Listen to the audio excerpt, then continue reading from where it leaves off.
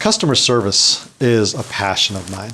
I recognize awesome customer service and I recognize poor customer service wherever I go. And I'm sure a lot of people do, but I seem to be acutely aware of it. I mean, to the point where my kids were embarrassed growing up to be with me if there was going to be some poor customer service coming our way. I think I got that from my dad. My dad is also hyper aware of good and poor customer service experiences. And he seemed to come out of his shell best for the poor customer service experiences, which is why I was probably embarrassed to be there when he was the victim of such a thing. Anyway, customer service. I'm impassioned about it. And when I see amazing customer service, I love to talk about it. I'm going to tell you a story about the best wine experience ever in a steakhouse.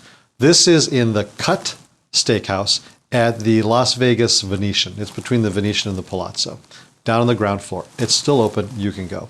It's a steakhouse on par with like a Ruth's Chris or a Capitol Grill or any of those high-end, wooden door, leather menu steakhouses. My wife and I went in there for dinner one night, and it was clearly more expensive, like the expensive steakhouses are.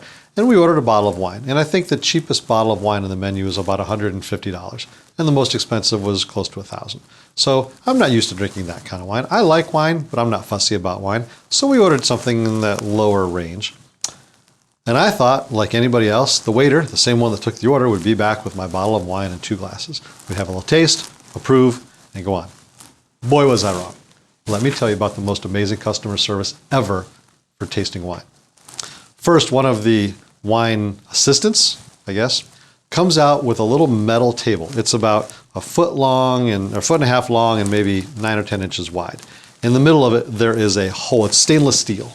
And it's got 4 stainless steel legs. That's all there is to it. In the middle, there is a hole. I think it was just there so he could grip it with one hand, because that's what he did. Put one finger down in the hole and carried it around the restaurant to wherever it was going next. Whoop, he plunked it down to our little, next to our table. And we were sitting at a small 2-person table.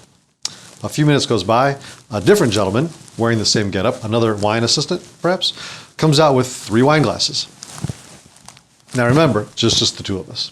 Okay, I'll go along, see what happens. Then the wine steward, he was probably sommelier, but whatever, I think he was a sommelier, comes out with the bottle of wine we had ordered. He presents it, reads the label, tells us a little bit about the history, where it's from, what region of California or wherever it was from, right? And how the grapes from this particular year were amazing in the harvest. He describes it for a couple minutes. I'm thinking, I'd like some wine, nonetheless. So he uncorks it, lets me smell, he, whatever, does his thing. I'm still wondering why there's 3 glasses. He pours a bit, a half an ounce, a taste of wine into the first glass. And he has that glass, and he tips it over to its side, almost to spill the wine out, and he rolls the glass 360 degrees, and the wine coats the entire inside. And then he pours that into the second glass and does the same thing.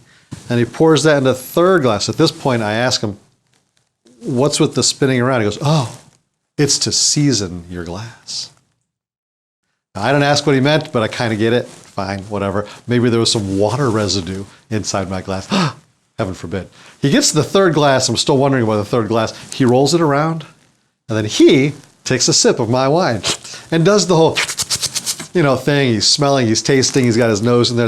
And this goes on for about 30 seconds, and he finally sets it down and says, I think you will approve. So then he pours me a taste in my glass, and I test it, and that's just wonderful. Thank you so much. I'll bet you I could buy that bottle of wine at Kroger's for $25. I don't know. But going through that was both amusing, but also it really was amazing customer service. He did things with a glass of wine and a bottle of wine, and his commitment to the complexity of the notes of the wine and the history and the origin. He was committed to that. Like, it was his job. You know why? Because it's his job. How many times now do I feel cheated when I go to a fine restaurant and they just pour a little taste, I taste it, okay, we're good. I'm thinking, what about that guy in Las Vegas? He was amazing. So do yourself a favor, go into Cut restaurant sometime.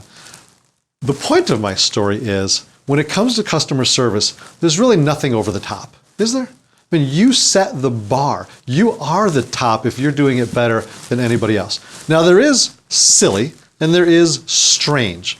But if you're just taking the elements of your job, the true elements, and doing those to the nth degree, to the absolute best that anybody could imagine doing them, you've hit home run. Your customer service will be the standard by which everyone else is measured, and you'll be the toast of the town. And I drink to that.